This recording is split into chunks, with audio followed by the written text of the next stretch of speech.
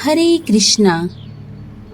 रामायण में सीता हरण के प्रसंग के बारे में तो सभी जानते हैं कि कैसे अपनी बहन शूर्पणखा के अपमान का प्रतिशोध लेने के लिए रावण ने देवी सीता को छल पूर्वक हर लिया था। लेकिन क्या आप जानते हैं कि लंकापति रावण ने सीता के हरण से पहले प्रभु श्री राम की मां कौशल्या का भी हरण किया था। आइए इस वीडियो के माध्यम से जानते हैं।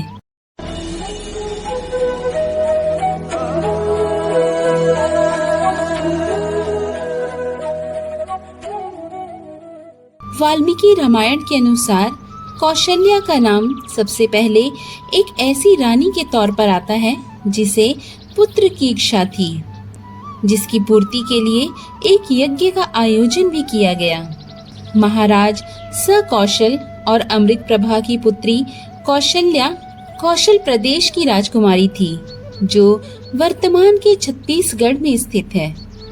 इनके स्वयंवर के लिए विभिन्न प्रदेशों के राजकुमार को निमंत्रण दिया गया, लेकिन इस बीच एक घटना भी घटित हुई।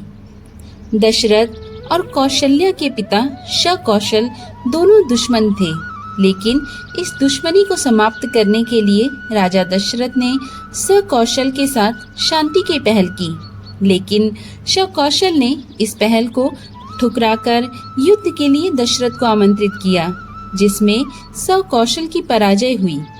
दशरथ से हार के बाद मजबूरन सकौशल को उनके साथ मित्रता करनी पड़ी, और जैसे जैसे इन दोनों की दोस्ती बढ़ने लगी, सकौशल ने अपनी पुत्री कौशल्या का विवाह दशरथ के साथ कर दिया। विवाह के पश्चात दशरथ ने कौशल्या को महारानी की पदवी प्रदान की। आनंद रामायण के अनुसार रावण ने न केवल सीता का अपहरण किया था, बल्कि वह एक बार राम की मां कौशल्या का भी अपहरण कर चुका था, क्योंकि एक भविष्यवाणी के अनुसार कौशल्या के पुत्र द्वारा रावण की मृत्यु लिखी हुई थी। साथ ही ब्रह्मा ने रावण को पहले ही बता दिया था कि दशरथ और कौशल्या का पुत्र उसकी मौत का कारण बनेगा। अपनी मौत को टालने के लिए दशरथ और कैकेयी के विवाह के दिन ही रावण कौशल्या को एक डब्बे में बंद करके एक सुनसान द्वीप पर ले गया और उसे वहां बंदी बना दिया। नारद ने रावण की यह चाल और उस स्थान के बारे में दशरथ को बताया जहां कौशल्या को रखा गया था। दशरथ रावण से युद्ध करने के लिए अपनी सेना लेकर द्वीप पर पहुंचे।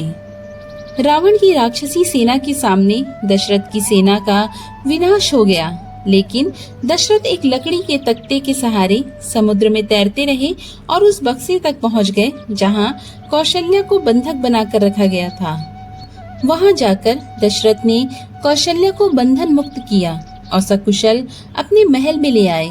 इस तरह रावण ने श्री राम के जन्म से पहले ही अपनी मौत को टालने का प्रथम प्रयास किया था, जिसमें वह विफल रहा, और भविष्य में श्री राम ने रावण का वध किया और धरती को दुष्टों से मुक्त भी।